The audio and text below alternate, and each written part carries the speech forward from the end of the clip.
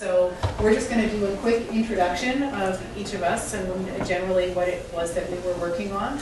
And then we'd like to do a similar kind of us being more rotation activity to what we did this morning, where we're each going to be in a different part of the room, and we'll break out into 3 equal groups and then have a chance to have a more focused conversation, because we all did really quite different things and had different perspectives, and have a chance to have a conversation about that. And then we'll do that sort of 10-15 minutes at each station, and then rotate to the next group. So hopefully we'll have enough time, and you'll get a bit of a flavor of some of the things that we did with our different research projects. All right, so just So David and I were both from the Nipissing Parry Sound Catholic Board up in North Bay. We're one high school board, so it's basically just the one school. excellent. Yeah. Yeah. And basically most of our learning was around using expectations, develop learning goals, success criteria, give students feedback through assessment for and as learning. But one of the main things that we stumbled into was, for assessment of learning, was retries or second chances on evaluations. Rather than just writing the test and that's it, no, you can have a second chance.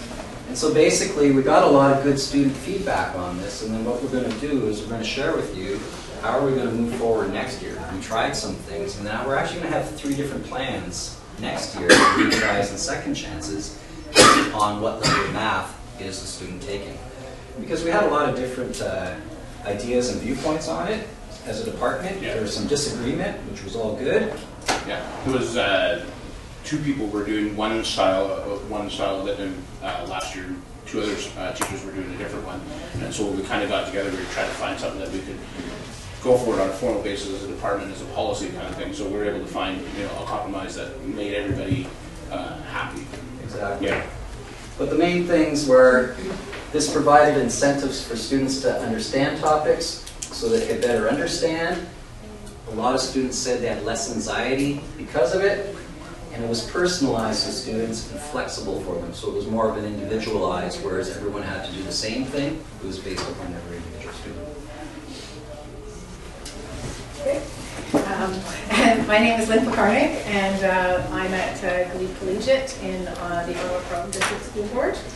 And the focus of our group was a lot of things on both instruction and assessment, and all the overlap between those. So with some of the groups, we've already talked about some of the things we've done with our working on hands-on activities, spiraling through the curriculum, working with random groupings and having students work at vertical surfaces. And the big focus is on combining our grade 9 academic and applied classes. So in terms of learning goals and success criteria, we kind of took a different approach in that we don't define those up front.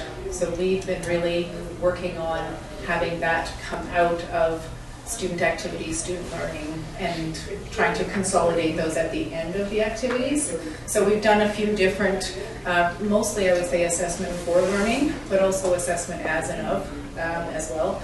And that's listed there with some of the things. So so I would like to, if you're interested, talk a bit more about checklists we've been working on, doing some exploration with on tests and assignments, doing exit cards with students. I know you can't see really any of that, but really opening up our questions to provide opportunities for differentiation, again, because we have applied and academic students in our classes, so trying to meet the needs of both groups of students, and then trying really lots of different kinds of activities to help meet the needs of students, not just unit tests. So looking at interviews, portfolios, that kind of thing. So kind of a mixed bag.